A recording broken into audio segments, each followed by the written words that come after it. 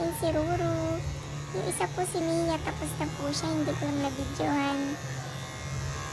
Si Ruru, mabait po yan, napaka-behave po na.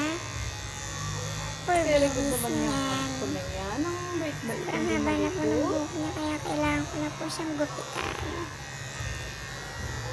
Hindi po pasaway yan, marunong po makinig yan si Ruru. Napakabait po niyan. I love you, my Ruru.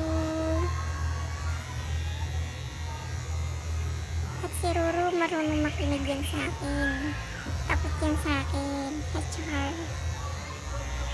At napakatalino po ni Ruru. Hindi katulad ni Mia. Pasaway, hindi marunong makinig kay mama niya. Gusto lang, puro pagkain. Itong si Ruru, love na love niya si mama niya.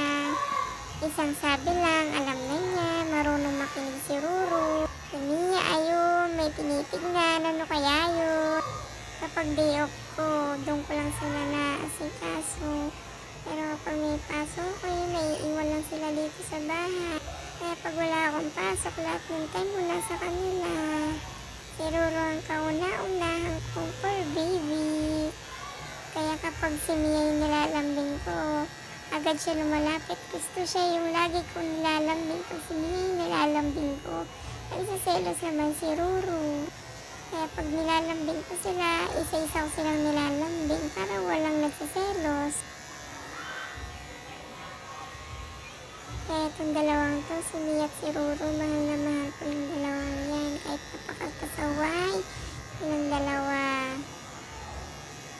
Sobrang na-enjoy ako sa pag-groom niya. Nakakalbo ko na si Ruru, hindi ko na alam dyan. Char. Kaya to si Mia, sabi ko, trim lang pero nakalbo. Kaya, nakalbo ko na rin si Ruru. Tignan nyo, kalbo na. Imbis na trim lang kasi nag-enjoy ako sa kakagroom nila. Yung tingin pa, silip-silip pa siya dyan, no? Tingnan mo. Hindi na natapos sa paa. Ay, naku. Ito na lang si Ruru, hindi malikot. Pero si Mia, napakalikot. Nung ginugupitan ko, hindi ko lang nabidyoan. Ang pasaway kasi. Ay, na batang aso. Pero yan si Mia, pag napagalitan ko yan, sa sulok lang siya. Hindi niya ako tutubuin, kahit anong tawag ko sa kanya. Pero itong si Ruru, kahit anong pagalitan ko sa kanya, bali, wala lang sa kanya.